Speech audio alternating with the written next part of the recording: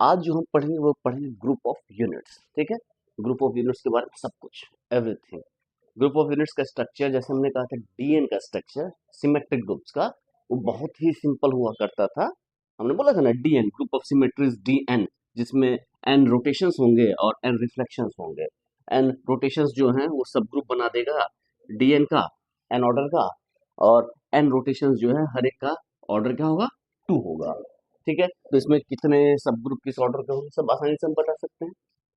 ठीक है, क्योंकि ये एच जो है, ये सब ग्रुप जो होगा वो साइक्लिक सब ग्रुप होगा डीएन का। तो डीएन का एक साइक्लिक सब ग्रुप होगा जो रोटेशंस के थ्रू बनेगा, और उसके बाद एन जो है रिफ्लेक्शंस होगा। तो उसके हेल्प से इसमें कितने तरह के सब ग्रुप्स होंगे, किस ऑर्डर के कितने एलिमेंट होंगे, हम सब कुछ बता सकते हैं। ठीक है, ये हमने डिस्कस किया था डायहेड्रल ग्रुप में। अब जो है इसी तरह का एक सिंपल सा स्ट्रक्चर होता है यूएन का भी। ठीक है, यूएन के बारे में हम कुछ खास बातें पढ़ेंगे। पहले यूएन होता है क्या है, ग्रुप ऑफ यूनिट्स बोलते हैं। ग्रुप ऑफ यूनिट्स, यूनिट्स क्यों कहते हैं यूनिट्स, हम जब रिंग थ्योरी पढ़ेंगे तो वहां पे देखेंगे। हमने जैसे ग्रुप देखा, ग्रुप में क्या देखा, किसी एलिमेंट का इनवर्स एग्जिस्ट करता है ना, हर एक एलिमेंट का इनवर्स एग्जिस्ट करता है। लेकिन जब हम रिंग की बात करते हैं तो वहां पर कोई सेट आर लेते हैं, और वहां पे दो ऑपरेशंस होते हैं। कितने ऑपरेशंस होते हैं, दो ऑपरेशंस होते हैं। एक को हम एडिशन से रिप्रेजेंट करते हैं और एक को मल्टीप्लिकेशन से। एक्चुअली एडिशन मल्टीप्लिकेशन नहीं है, हो भी सकता है और नहीं भी हो सकता है। ठीक है, तो एक को हम रिप्रेजेंट करते हैं एडिशन से, ये दोनों बाइनरी ऑपरेशन है आर के ऊपर। अभी हमने क्या किया था, ग्रुप में जी लिया और एक बाइनरी ऑपरेशन लिया था। यहाँ पर एक set non empty set R लेंगे, उसके ऊपर दो बाइनरी ऑपरेशंस लेंगे, और उसके बाद हम कहेंगे कि ये जो प्लस के साथ है वो अबेलियन ग्रुप बनाए। प्लस के साथ क्या बनाए, अबेलियन ग्रुप बनाए, और मल्टीप्लिकेशन के साथ ये सेमी ग्रुप बनाए, मतलब एसोसिएटिविटी तक होल्ड करें। और उसके बाद मल्टीप्लिकेशन और एडिशन जो है इनमें भी कुछ होना चाहिए रिलेशन। तो इसको बोलते हैं डिस्ट्रीब्यूटिव प्रॉपर्टी, यानी multiplication is distributive over addition. Distributive होने का मतलब A into B plus C, A B plus A C. इस रूल को, ये हो गया लेफ्ट से डिस्ट्रीब्यूटिव, यहाँ ए लेफ्ट में मल्टीप्लाई, इसको लेफ्ट डिस्ट्रीब्यूटिव बोलेंगे। अब यही ए जो है राइट में मल्टीप्लाई हो जाए, B plus C dot A, इसको B dot A plus C dot A, ये प्रॉपर्टी को हम बोलते हैं मल्टीप्लीकेशन इज डिस्ट्रीब्यूटिव और एडिशन फ्रॉम क्या क्या बोले कि आर प्लस क्या है, अबेलियन ग्रुप हो जाए, और आर जो है ये मल्टीप्लीकेशन के रिस्पेक्ट में सेमी ग्रुप बन जाए, यानी एसोसिएटिविटी से सेमी ग्रुप, दो ही प्रॉपर्टी, और ये प्रॉपर्टी सेटिस्फाई कर, तब हम बोलते हैं कि आर जो है इन दोनों के रिस्पेक्ट में रिंग बनाएगा। ठीक है, तब इसको रिंग बोलते हैं। अब रिंग जब बोलते हैं तो यहाँ पर हम मल्टीप्लिकेशन के रिस्पेक्ट में हमने ये नहीं बोला कि ग्रुप बनाएगा, आइडेंटिटी की बात भी नहीं की। यदि उसमें आइडेंटिटी आ जाए तो हम बोलते हैं रिंग विथ यूनिटी। मल्टीप्लिकेशन के रिस्पेक्ट में होती है आइडेंटिटी, हो सकता है एग्जिस्ट करे, नहीं भी कर सकता है। यदि एग्जिस्ट करता है उसको बोलते हैं unity. Identity with respect to multiplication, समझना नहीं है कुछ, फिर पढ़ना नेक्स्ट सेमेस्टर में। ठीक है, अभी बस थ्रू ऑन होता है। लेकिन अब कोई एलिमेंट है, उसका इन्वर्स एग्जिस्ट कर भी सकता है, नहीं भी, तो यूनिट मिल गया, उसके बाद रिवर्स की बात कर सकते हैं। तो यदि उसका इन्वर्स एग्जिस्ट करता है तो उस तरह के एलिमेंट को बोलते हैं यूनिट।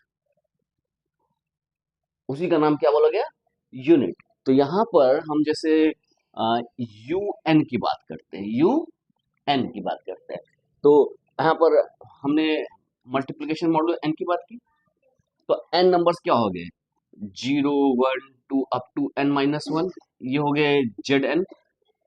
किसी नंबर को यदि हम एन से डिवाइड करेंगे तो इसी में से कुछ आएगा। अब मल्टीप्लिकेशन मॉडलो एम का यूज करते हैं कि जो भी नंबर है उसको हम 0 से एन माइनस 1 के बीच में ही रखेंगे।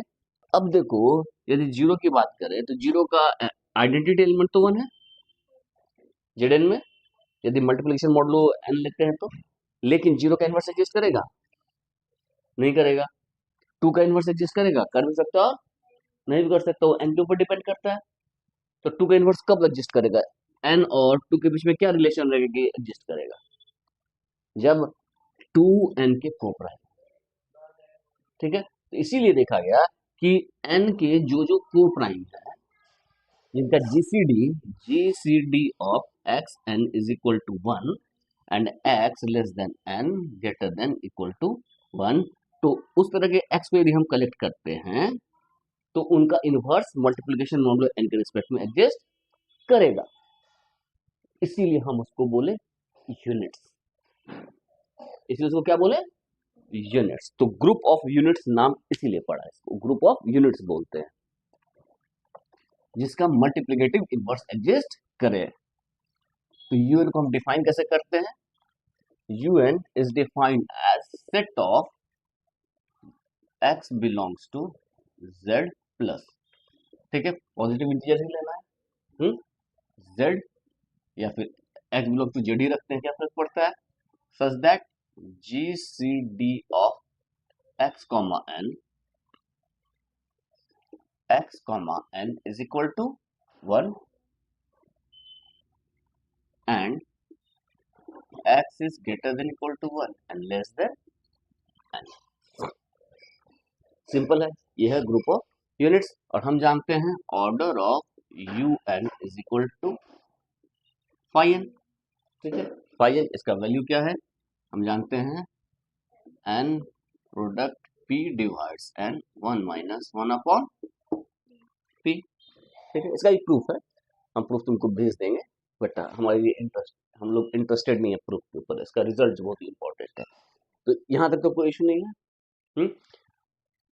अब जो है ये जो हम देखते हैं UN मल्टीप्लिकेशन मॉडुलो n के रिस्पेक्ट में ग्रुप बनाएगा, ये ग्रुप बनाएगा, हम बहुत आसानी से चेक कर सकते हैं, हम चेक कर सकते हैं कि ये मल्टीप्लिकेशन मॉडुलो के रिस्पेक्ट में क्लोज भी होगा, ये ऑपरेशन जो है मल्टीप्लिकेशन मॉडुलो UN के ऊपर वेल डिफाइंड है, क्लोज्ड हो जाएगा, उसके बाद आइडेंटिटी 1 हो जाएगा, एसोसिएटिव होगा ही क्योंकि मल्टीप्लिकेशन मॉडुलो एसोसिएटिव होता है, पूरे जेड में एसोसिएटिव होता है तो उसका सबसेट भी तो एसोसिएटिव होगा ही, तो एसोसिएटिव भी हो गया, आइडेंटिटी भी एग्जिस्ट कर गया, वन आइडेंटिटी और इनवर्स भी एग्जिस्ट कर जाएगा, वो हम चेक कर सकते हैं। तो इस तरह से ये ग्रुप बनाएगा, ये क्या बनाएगा, हमेशा ग्रुप बनाएगा। तो ये तुम्हारा होमवर्क रहा, homework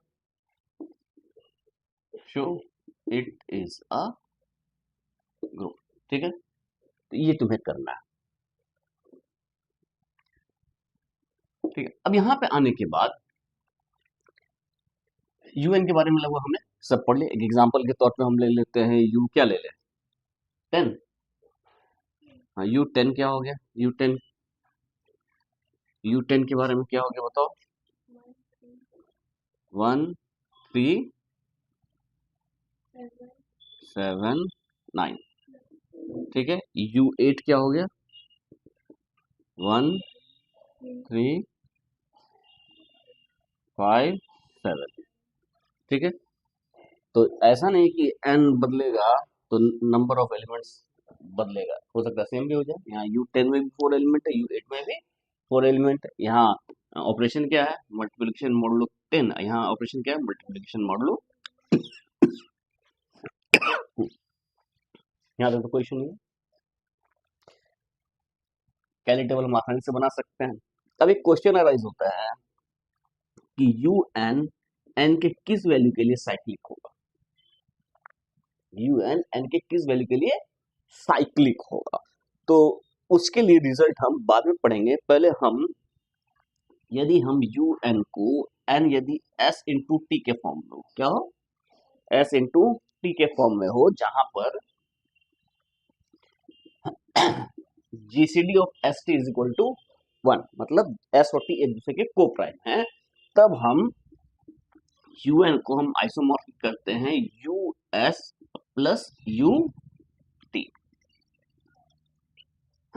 direct product of US and UT। ये बहुत ही इंटरेस्टिंग रिजल्ट है और इसी के हेल्प से हम बहुत सारी चीजें प्रूफ करने जा रहे हैं। तो आज जो है हम क्या क्या पढ़ेंगे, सबसे पहले डिस्क्रिप्शन ऑफ UN, अब इसके बाद जो है हम इसको स्किप करते हैं, ये वाला रिजल्ट प्रूफ करने से पहले, इसको प्रूफ करने से पहले हम क्या ले रहे हैं, एक छोटा सा रिजल्ट है, ये है इफ K डिवाइड्स N, यदि K N को डिवाइड करेगा, K N को डिवाइड करेगा तो हम एक सेट बना रहे हैं UK N, ठीक है, यू के एन को कैसे डिफाइड कर रहे हैं, ये एक्स बिलोंग कर रहा है यू एन का such that X is congruent to 1 mod K. ठीक है, थोड़ा सा डिफरेंस है, ये के जो है इसके जो एलिमेंट है यू के एन में वो एक्स ऐसे यू एन के हैं जो एक्स वन के कॉन्ग्रुएंट हो मॉड के रिस्पेक्ट में। ठीक है, एग्जाम्पल से समझते हैं तब समझ में आएगा। जैसे U20 ले लें, U20 के एलिमेंट्स तो हमें पता है, क्या क्या बताओ, 1 3 4 नहीं होगा, 5 भी नहीं होगा, 6 भी नहीं होगा, 7 8 नहीं होगा, 9 होगा,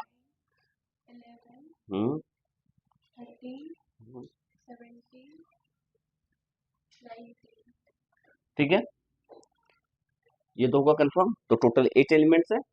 अब हम 20 को डिवाइड करने वाला कोई नंबर बोलो, इंटीजर जो 20 से छोटा, नेचुरल तो से छोटा होगा, बताओ कोई। 5, तो U520 इसके एलिमेंट्स क्या होंगे, हम ये देखना चाहते हैं। ठीक है, U520 के एलिमेंट्स क्या होंगे, तो U520 के एलिमेंट्स होंगे 5, हमें क्या चाहिए, x belongs to this such that x is congruent to 1 mod 5। हमको x खोजना है, x बिलोंग करे U20 में और x is congruent to 1 mod 5। तो 1 तो हमेशा होगा, 1 होगा, सबसे इंपॉर्टेंट 1। ठीक है, अब लिखते हैं 3, तो 3 जो है, अब x is congruent to 1 mod 5 का मतलब क्या होगा, पहले ये देखते हैं। इसका मतलब हो गया x minus 1 is divisible by 5, यानी कि 5 डिवाइड्स x माइनस 1, इसका मीनिंग यही है। क्लियर है, तो अब x की जगह वैल्यू देते जाओ, तो 1 माइनस 1 0, तो 5 तो 0 को डिवाइड कर रहा है, हर एक एलिमेंट, हर एक नंबर 0 को डिवाइड करता है। 2 लिखिए, हाँ उसके बाद क्या है 3, तो 3 माइनस 1 नहीं होगा, 7 माइनस 1 9 माइनस 1 11 माइनस 1, तो यहाँ 11 हो गया। ठीक है, 17 माइनस 1, तो बस 2 ही एलिमेंट है। ठीक है, उसी तरह u, अब 20 को डिवाइड करने वाला क्या है 4, तो 4 20, ये क्या होगा, अब यहाँ पर 4 डिवाइड करना चाहिए, 1 तो हमेशा रहेगा, 1 को छोड़ देते हैं। 3 माइनस 1 नहीं होगा, 7 माइनस 1 नहीं होगा, 9 हो जाएगा, 9 माइनस 1 8, 11 माइनस 1 नहीं होगा, 13 भी हो जाएगा, 17 हो जाएगा। तो ये u के n समझ में आ रहा है क्या है,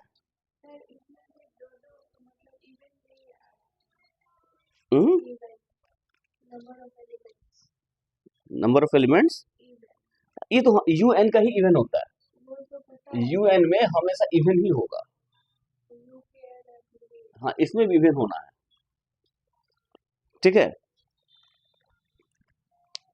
क्यों होगा वो भी बताइए। ये जो है यू के एन, यदि के डिवाइड कर रहा है एन को, तो U K N is isomorphic to U N upon, ठीक है, तो यू एन अपॉन के बताओ, तो ये क्या होगा, ये आइसोमॉर्फिक किसके हो जाएगा, यू 5 चौके 20, ये किसका आइसोमॉर्फिक होगा, यू, अब ये भी हम प्रूफ करेंगे, देखो यही वाला है यहाँ पर, U S S T isomorphic to U T, हाँ लेकिन एस और टी एक दूसरे के को प्राइम होने चाहिए, तो यहाँ 5 और 4 जो है एक दूसरे के को प्राइम है, इसीलिए ऐसा कर पाए। ठीक है, सिंपली डिवाइड करने से नहीं होगा। यहां तक तो कोई इश्यू नहीं है, ये समझ में आ रहा है ये क्या है सेट। अब हम शो करेंगे कि ये यू के एन जो है ये एक सेट मिला, ये किसका सबसेट होगा, सबसेट ऑफ यू एन। ठीक है, यू एन में ऑपरेशन क्या है, मल्टीप्लिकेशन मॉडुलो एन, तो U K N multiplication modulo N के रिस्पेक्ट में सब ग्रुप बना देगा, यू एन का सबसेट है उसका, यदि एक ग्रुप बन गया तो अपने आप सब ग्रुप हो गया। तो हमको ये सबसेट है, तो सब ग्रुप टेस्ट से हम आसानी से शो कर सकते हैं इट इज अ सब ग्रुप। तो हम नेक्स्ट क्वेश्चन है हमारा कि यू के एन वेर के डिवाइड्स एन इज अ सब ग्रुप ऑफ यू एन। ठीक है, हम इस रिजल्ट को प्रूव करते हैं। सब ग्रुप प्रूव करना बहुत आसान है।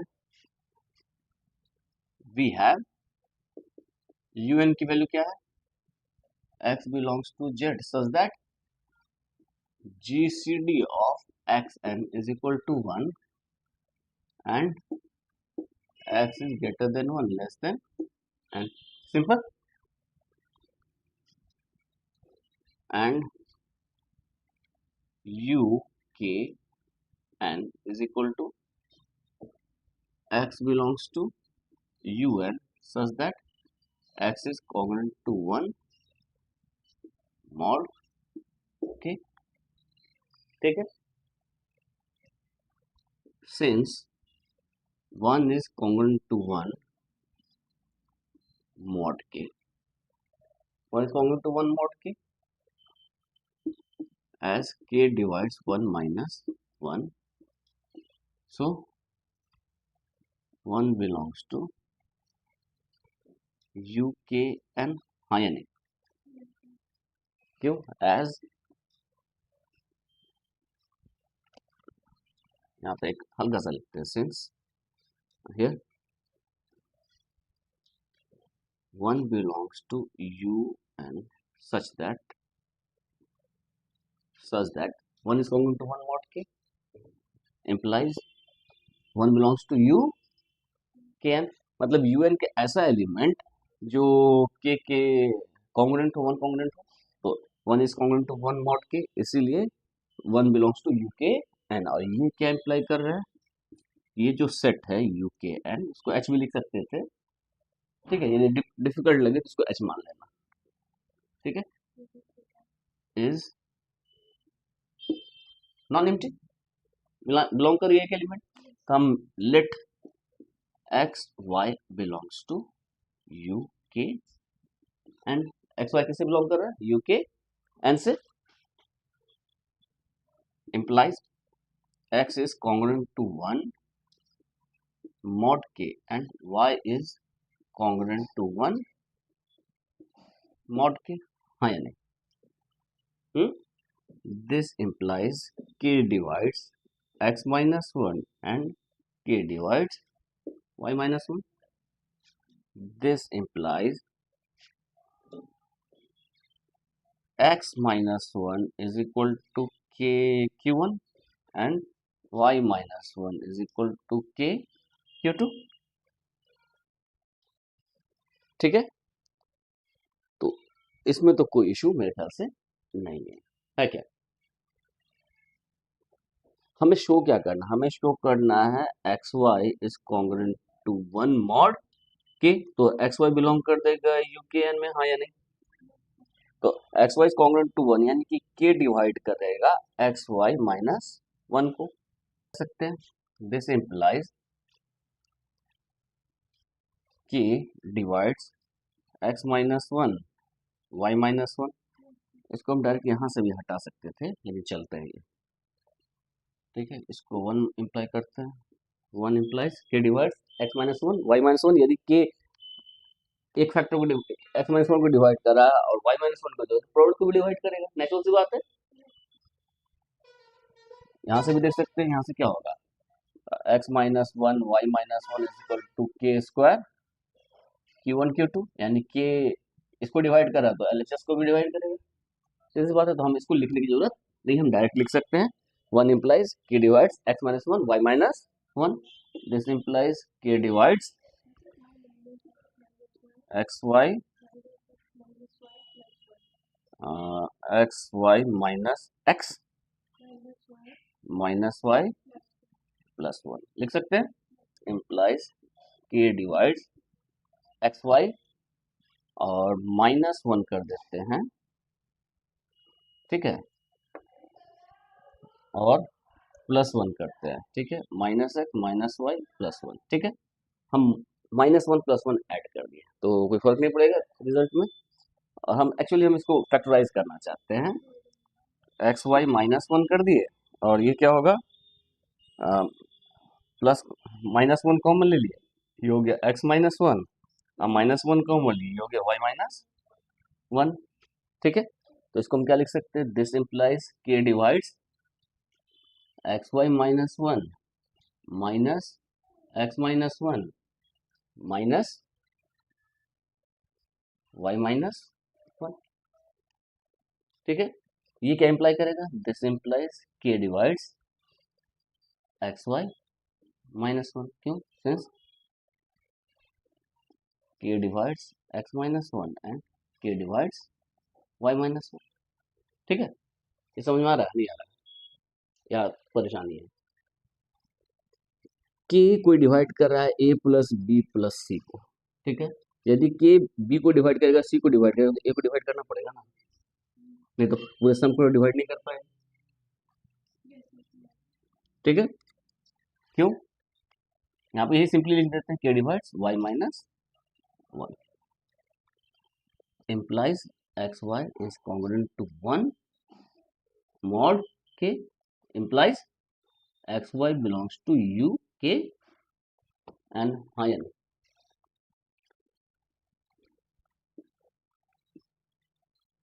or as un is a finite set, un क्या है, फाइनाइट सेट है, so it's subset must be finite, subset finite set का सबसेट तो फाइनाइट ही होगा, implies u k n is finite as u k n is a subset of un, हाँ या नहीं, hence by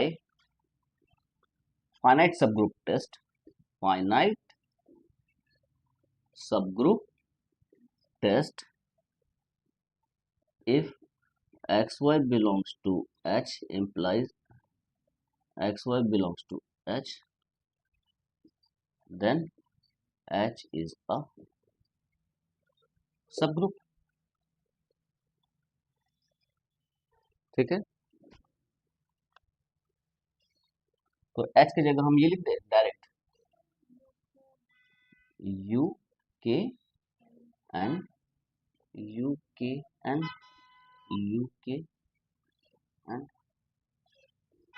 हो गया प्रूफ। क्योंकि ये फाइनाइट सब ग्रुप टेस्ट है तो हमको इन्वर्स की जरूरत ही नहीं है, सिर्फ एक्स वाई को बिलोंग करवा दे, काम खत्म, theorem. Let n is equal to st where gcd of st is equal to 1 and n is a positive integer, positive integer, ठीक है। Then u of n is isomorphic to us plus u,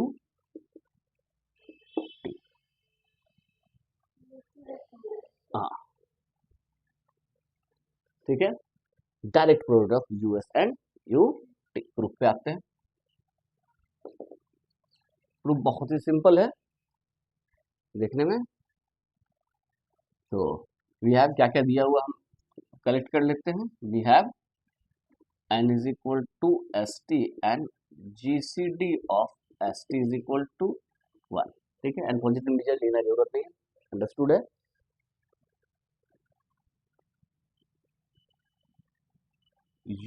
un is equal to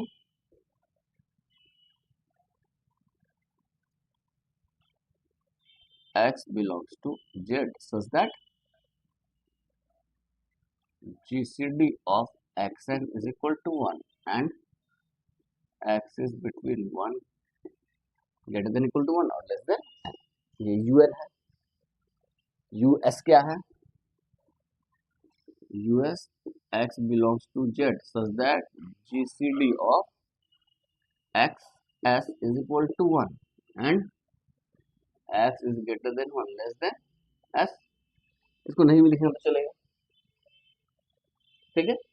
कि UN है उसी तरह US उसी तरह UT हम define कर सकते हैं, इसको हम हटा ही देते हैं। अब हमें प्रूफ करना है कि this is isomorphic to this, ठीक है। हाँ, यहाँ पे लिख सकते हैं यूएस डाइट प्रोडक्ट यूटी, ये कैसे डिफाइंड है, ठीक है। ये कैसे ऑर्डर्ड पेयर्स है, कैसे हैं, इसको हम क्या मान लें, ए बी मान लें, A B such that A belongs to U S and B belongs to, simply यही डिफाइंड है। और ऑपरेशन तो हमको पता ही है कि पेयर वाइज ऑपरेशन है।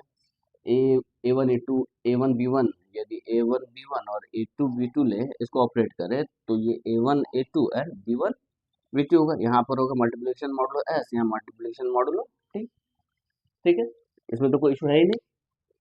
कार्टेशियन प्रोडक्ट में एक्सटर्नल डायरेक्ट प्रोडक्ट में हमने ये सारी चीजें पढ़ रखी है। तो अब जो है हमें शो करना है कि this is isomorphic to this. हम कंसिडर करते हैं मैप, कंसीडर अ मैपिंग, किसे रिप्रेजेंट करें, फाइव से कि एफ से, five from U N to U S plus U T defined as phi of x is equal to x mod s, x mod t, ठीक है, for all x belongs to u n। ये हमने function define किया, ठीक है। ये जो है हमारे पास, हमको शो करना है कि ये कैसा है, एक आइसोमॉर्फिज्म। तो हमारा काम खत्म, ये नहीं शो करना है। तो आइसोमॉर्फिज्म के लिए फाइव को क्या प्रूव करना पड़ेगा, बस खत्म। और वेल डिफाइंड भी होना चाहिए, वेल डिफाइंड। तो वेल डिफाइंड और वन वन एक साथ हम प्रूफ करते हैं। हम करेंगे phi is well defined and one one, ठीक है। फाइव को वेल डिफाइंड और वन वन प्रूफ करना है। For x1 is equal to x2 या five of x1 is equal to five of x2 implies, ठीक है। इफ एंड ओनली इफ, ये क्या होगा, x1 mod s, और ये क्या होगा, x1 mod t is equal to x2 mod t, हो गया सर, ये t है। और ये if and only ordered pair कब इक्वल होते हैं, जब कॉरस्पॉन्डिंग पार्ट्स जो है वो इक्वल हो, यानी कि x1 mod s is equal to x2 mod s and x1 mod t is equal to x2 mod t, तभी ये इक्वल होंगे। और इससे क्या निकलेगा, इससे निकलेगा s divides x1 minus x2 and t divides x1 minus x2, हाँ या नहीं, कंफर्म। अब यदि एक नंबर है x, ये m को डिवाइड कर रहा है, y भी m को डिवाइड कर रहा है, तो एक्स वाई भी m को डिवाइड करेगा। यदि x m को डिवाइड करेगा तो m is equal to some into X. तो इसको हम आसानी से शो कर सकते हैं कि यदि एक नंबर का दो फैक्टर है तो उसका प्रोडक्ट भी उसको डिवाइड करेगा, ठीक है। तो ये चीजें हम नंबर थ्री में पढ़ चुके हैं, तो हम इसको अलग से प्रूफ नहीं करेंगे। तो this if and only if S T divides X one minus X two होगा। इसका मतलब क्या हो गया, X one mod S T is equal to X two mod S T, हाँ या नहीं? इसका मतलब क्या हो गया, x1 is equal to x2 in un, क्यों? Since n is equal to S T, एकदम सिंपल है, x1 is equal to x2 in un। तो क्या हो गया, five is well defined and दोनों हो गया, इधर से आए तो वन बना, इधर से आए तो वेल डिफाइंड हो गया। चाह रहे हैं five is onto, five onto के लिए हमें क्या चाहिए, इसका आर्बिट्री एलिमेंट और उसके रिस्पेक्ट में यहाँ एक एलिमेंट चाहिए, ठीक है। Let A B belongs to U S plus U T, ठीक है। Then we need to find x belongs to un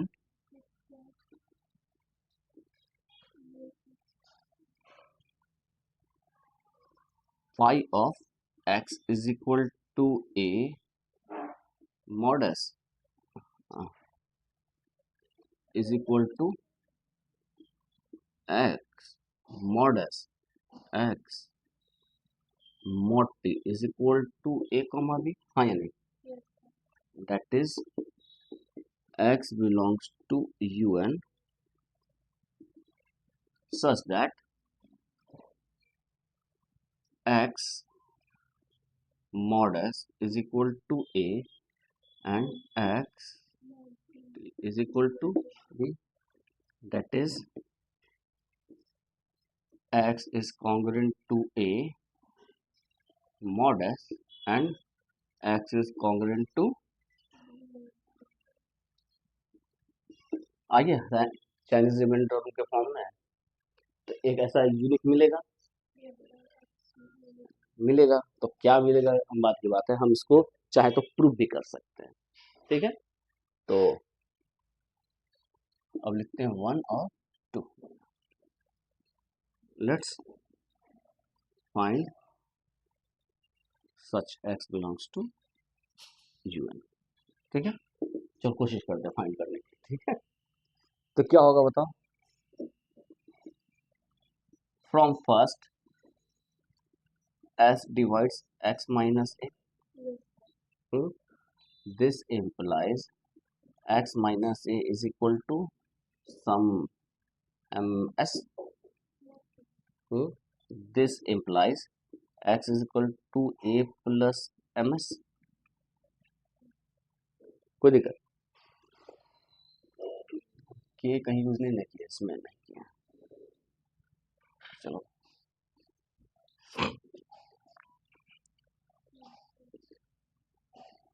from 2 x is congruent to b mod t, this implies, इसको मान लेते हैं 3 a plus ms is congruent to b mod t, using 3 substitute कर दी, वहां से value इसमें डाल दी, ठीक है।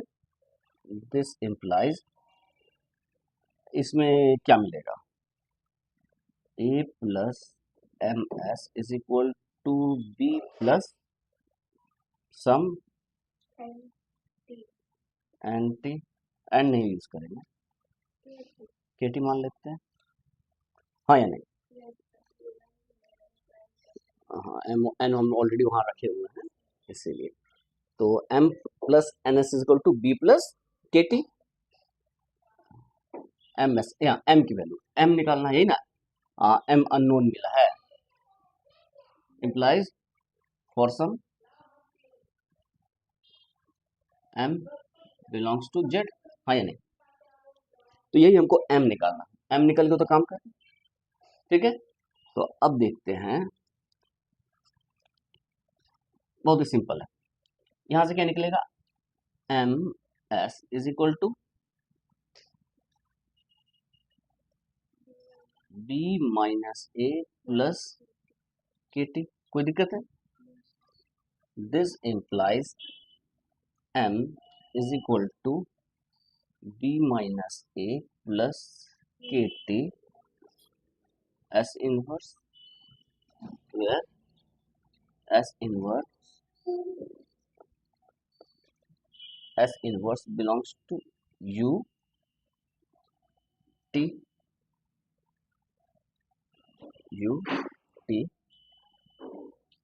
such that S inverse is equal to 1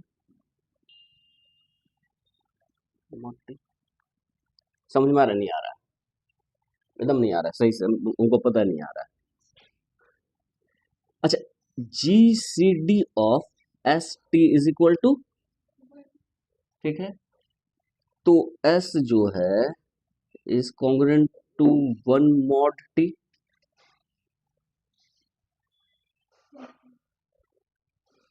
ठीक है, या फिर हम इसको ऐसे ही मान लें कि GCD of S comma T is equal to 1।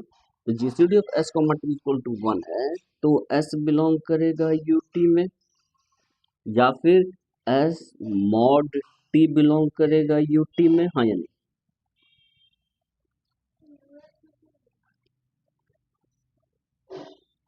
UT किस चीज से बना है?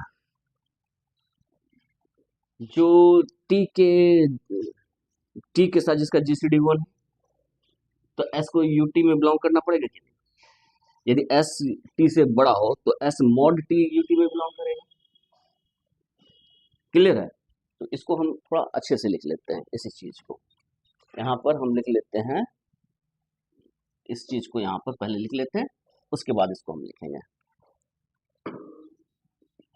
Since GCD of S comma T is equal to 1, this implies S mod T belongs to UT, implies there exists S inverse belongs to UT such that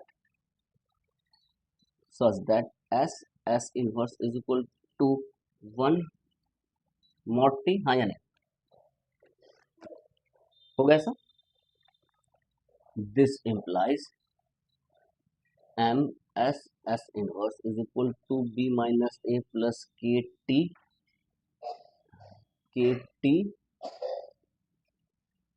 S inverse। This implies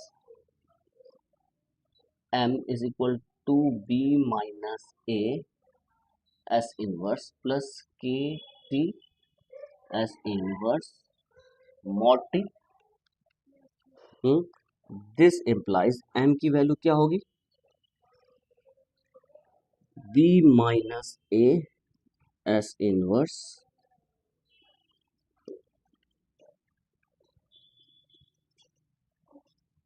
हाँ या नहीं? Confirm? क्यों?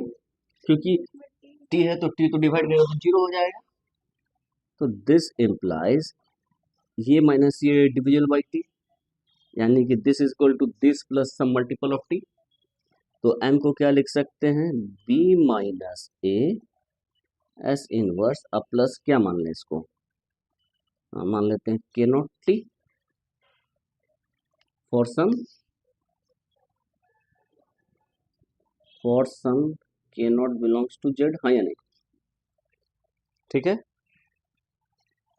तो इसको मान लेते हैं 4। तो हम लिख सकते हैं फ्रॉम थर्ड एंड 4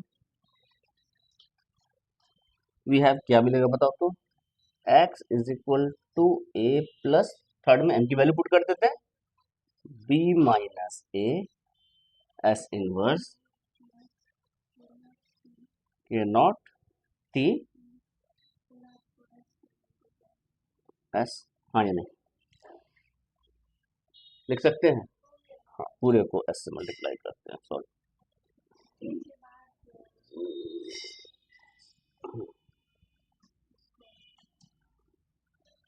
कोई दिक्कत है? चलो इसको मानते हैं 5, लिख सकते हैं using 5 we have phi of x is equal to x mod s x mod t। क्या होगा बताओ, इसमें x mod s करेंगे तो ये टोटल को जीरो कर देगा, तो क्या मिलेगा ए ए हाँ ए लिखेंगे, और इस टोटल को हम t से करेंगे मॉड t से, तो क्या होगा,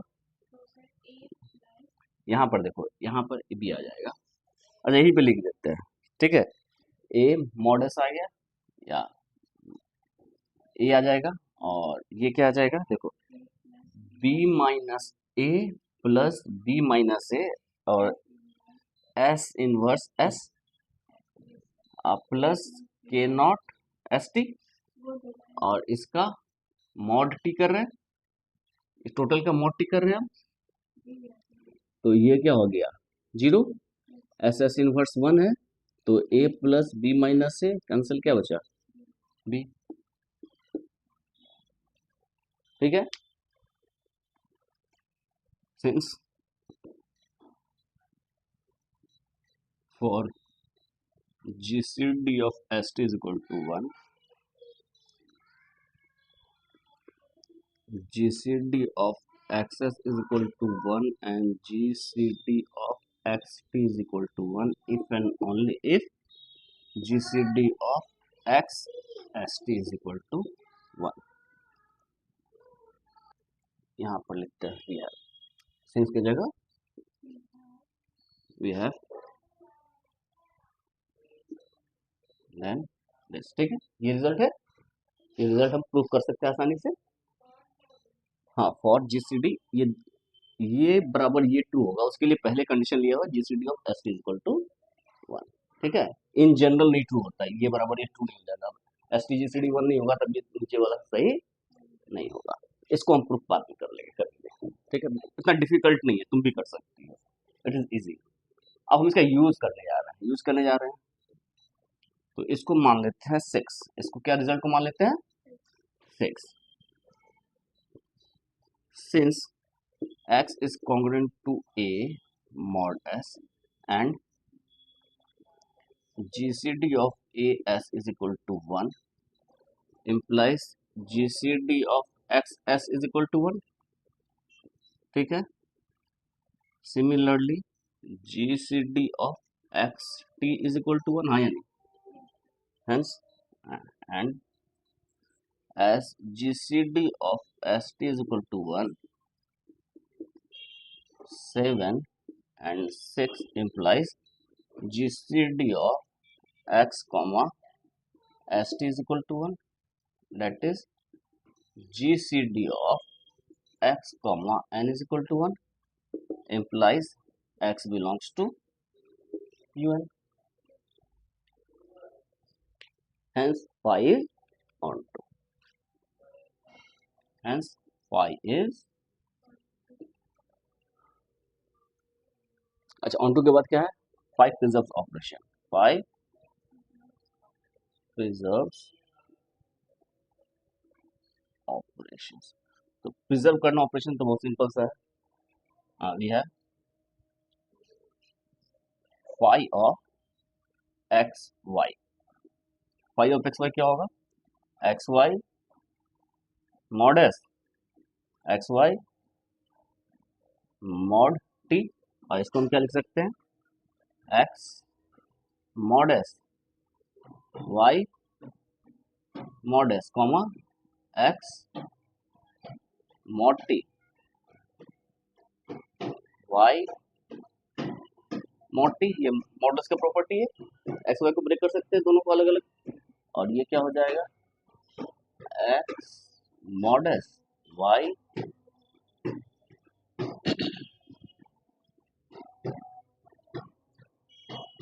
x mod t, और ये हो जाएगा y mod s y mod t, लिख सकते हैं कंपोनेंट वाइज, दिस एक साथ, दिस एंड दिस एक साथ प्रोडक्ट के, तो ये दोनों को लिख सकते हैं, और this is phi of X, this is phi of phi. ठीक है, hence phi is an isomorphism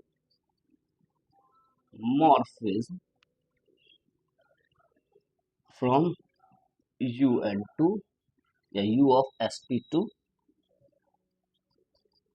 u of s external direct product u of p। हमने प्रूफ कर दिया, सिंपल था। ठीक है, अब जो है नेक्स्ट रिजल्ट है जो कि मैं प्रूफ नहीं करूंगा, सिर्फ लिखूंगा। अब इसके बाद कोई प्रूफ नहीं, एक प्रूफ काफी है। नहीं, अब इतना मेहनत की है, मेहनत का परिणाम आना चाहिए ना।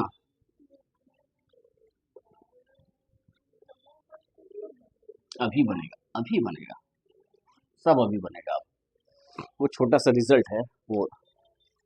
नेक्स्ट रिजल्ट क्या करते हैं, u of f st is isomorphic to ut and u of t st is isomorphic to us where gcd of st is equal to 1। ये ध्यान में रखना है, ठीक है। ये हम प्रूफ कर सकते हैं। इसके लिए फंक्शन बड़ा सिंपल सा है, phi of x is equal to x mod t में जाना है, और यहाँ पर सेकंड में phi of x is equal to x s में जाना है। अब इससे करेंगे सेम चीज, डिफिकल्ट वाला कर दी तो आसान क्यों नहीं होगा। तो ये तुम्हारा होमवर्क है,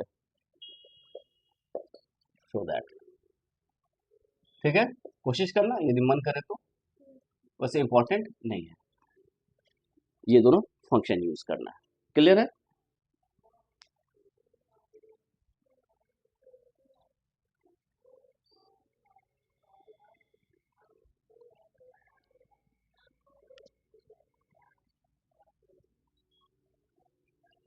ठीक है, अब इसके बाद जो है हम आते हैं कुछ रिजल्ट्स के ऊपर। रिजल्ट नंबर 1 क्या है कि u ऑफ 105, u ऑफ 105 किसका आइसोमॉर्फिक होगा। तो 105 को हम ब्रेक करते हैं। कौन कौन हो गया, कौन कौन सा हो गया इसका, 15 7 105। 15 7 का जीसीडी ये है, तो इसको हम क्या लिख सकते हैं, this is u15 plus u। ठीक है, और क्या हो सकता है, u15 को लिख सकते हैं u3 u5 u, ये किसका आइसोमॉर्फिक हो सकता है, u21 25। ठीक है, जीसीडी हमको 1 रखना है, बार ब्रेक कर दो दोनों। ठीक है, तो थ्योरम का यूज इतना ही था। थ्योरम तो पढ़ लिए जो, लेकिन यूज अब जब थ्योरम हम पढ़ लिए तो उसमें अब जब यूज करेंगे तो गलती नहीं होगा, क्योंकि जीसीडी हमको हमेशा एस और टी का ये जो प्रोडक्ट ले रहे हैं वो 1 रखना है, वो अब गलती नहीं होना चाहिए। पहले गलती होने का चांस था, क्योंकि इतना मेहनत करके क्यों किया। तो ये तो क्लियर है, यहाँ तक कोई इशू नहीं है, यहाँ तक इशू नहीं। अब क्वेश्चन राइज होता है, when we say that UN is cyclic. Question है, when we say that UN is cyclic, तो सॉल्यूशन है, यह ध्यान रखना, UN साइक्लिक कब कब होता है। तो लिखेंगे UN is cyclic if n is equal to 2, n की वैल्यू क्या हो जाए 2 4 और p raised to the power n where p is a prime, odd prime, p is an odd prime, p is an, ठीक है। also and p raised to the power t, t कुछ भी हो, कुछ भी, हाँ ठीक है, यानी तो इसको हम n की जगह क्या मान ले, m मान लेते हैं, ठीक है। हाँ, अच्छा यू एन ही रहने देते हैं, इसको m कर देते हैं, ठीक है।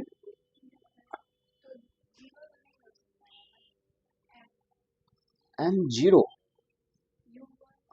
तो प्राइम ही नहीं ना रहा, ठीक है, जो वन हो गया, वन तो प्राइम नहीं हुआ। हाँ, m greater than zero, m greater than zero, odd prime होना चाहिए, ध्यान रखना, ठीक है।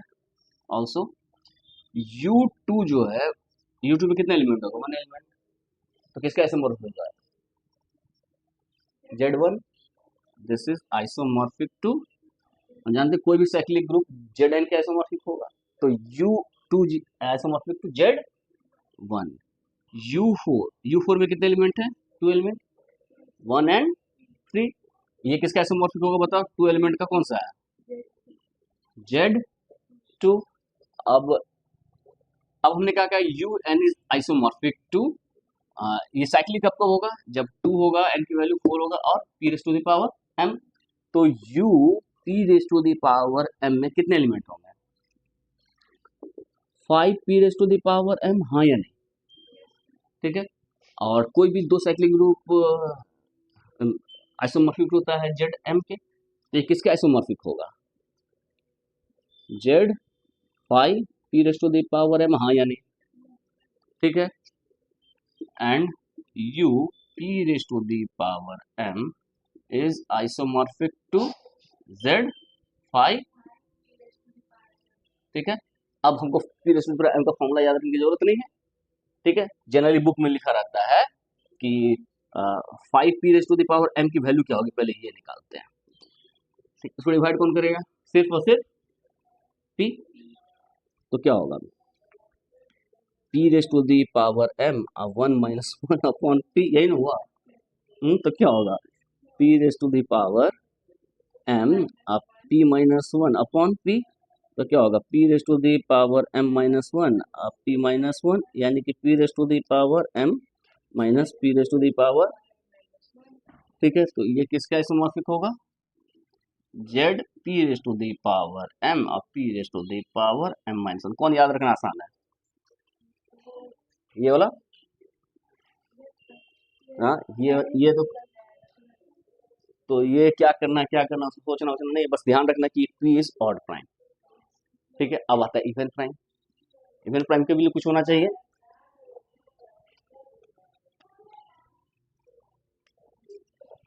नोट,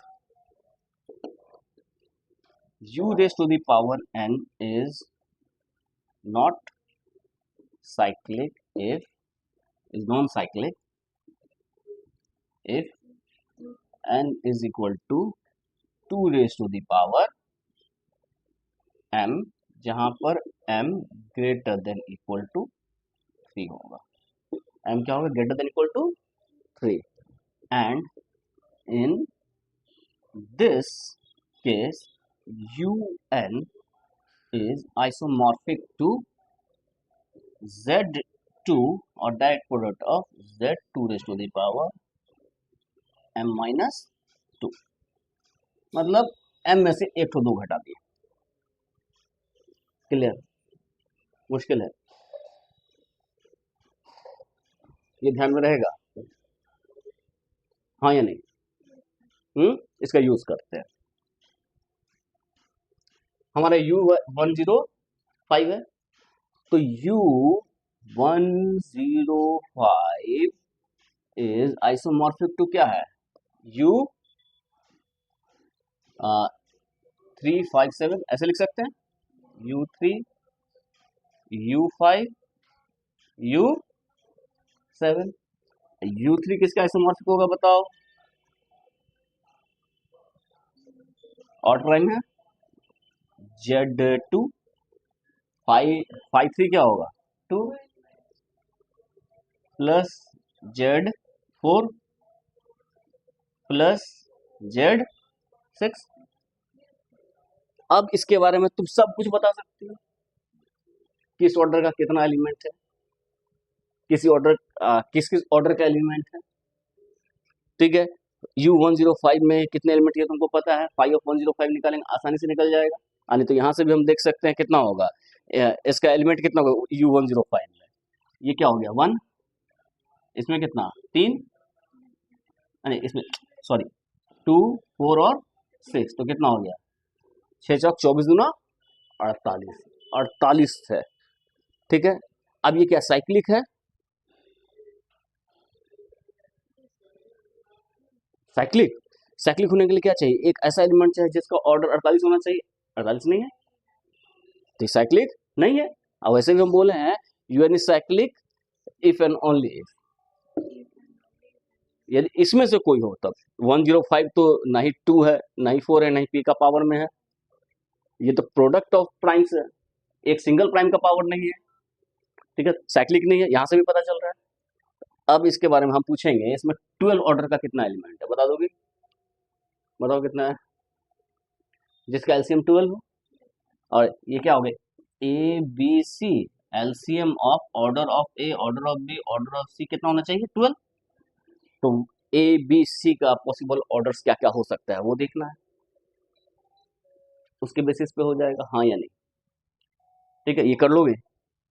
तो ए ऑर्डर का कितना एलिमेंट होगा, मतलब ए की पॉसिबिलिटीज क्या है, एक ऑर्डर क्या है, एक ऑर्डर होता है, एक ऑर्डर की बात करें तो ये क्या होगा 1 और कुछ नहीं होगा, इसमें क्या होगा 1 और 4 को डिवाइड करने वाला order क्या होगा 1 एंड 2, और तो कुछ नहीं 1 2 एंड 4 सॉरी, हाँ 1 2 एंड 4, इसमें क्या होगा 1 2 3 6। ठीक है, तो हमें 12 लाने के लिए क्या क्या चाहिए, यहाँ 1 इसको ले लेते हैं पहले, कौन कौन पॉसिबल केस है 1 ले लिए, यहाँ 1 लेंगे तो 6, तो इसमें कुछ भी लेंगे तो 12 नहीं आएगा। ठीक है, तो 2 लेंगे तो नहीं आएगा 12, ये 1 लिए, इसमें 2 लेंगे तो यहाँ कुछ भी लेंगे तो 12 नहीं आएगा, तो यहाँ पर 4 लेते हैं, यहाँ 4 लिए तो यहाँ पे क्या लेंगे तो 12 आएगा 3, एक ये पॉसिबल केस हो गया। ठीक है, यहाँ पर 2 लिए, यहाँ पर 1 2 में से कुछ भी लेंगे तो नहीं होगा, यहाँ पे क्या लिखेंगे 4 3, और क्या पॉसिबिलिटीज है 1 के साथ और पॉसिबिलिटीज था 1 4 3 1 4 6 भी था ना, 1 4 3 1 4 6, फिर उसी तरह 2 4 3 एंड 2 4 6। ठीक है, तो अब इसके कितने पॉसिबल केस हैं, इसके कितने पॉसिबल केस हैं, तो इसमें इसमें जितने बराबर ही हैं तो जितना आएगा उसको 2 से मल्टीप्लाई कर देंगे सिंपली, तो 2 ऑर्डर का कितना हो गया, और तो कोई पॉसिबिलिटीज नहीं है, 1 के साथ यही हो गया 1 4 6 और कुछ होगा ही। ठीक है, तो यही 2 पॉसिबिलिटीज है, टोटल को 2 से मल्टीप्लाई कर देंगे, तो 4 ऑर्डर का कितना होगा, 1 ऑर्डर का तो 1 ही हो गया एलिमेंट, 1 ऑर्डर का तो सिर्फ एक ही एलिमेंट हुआ ना, और 2 ऑर्डर का भी एक ही एलिमेंट हुआ, तो 1 ऑर्डर का एक एलिमेंट है, तो 5 ऑफ 4 कितना हो गया 5 ऑफ 4 2, हाँ तो 1 इंटू 2 इंटू 2 और 1 इंटू 2 इंटू 5 6 कितना है, को प्राइम 6 के 1 एंड 5, 2 भी नहीं है 3 भी नहीं है 4 भी नहीं, तो 1 एंड 5 ये भी 2, यानी 4 और 4 2 दूनी 4 2 दूनी 4 16, तो टोटल 16 एलिमेंट होंगे 12 ऑर्डर के। ठीक है, देखो इसमें होना चाहिए क्वेश्चन भी ये,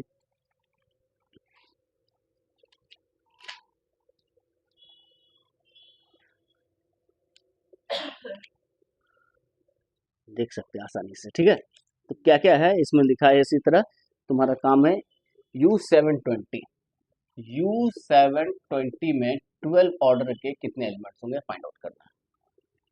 ठीक है, ये समझ में आया, यूएन अब तो बहुत आसान है,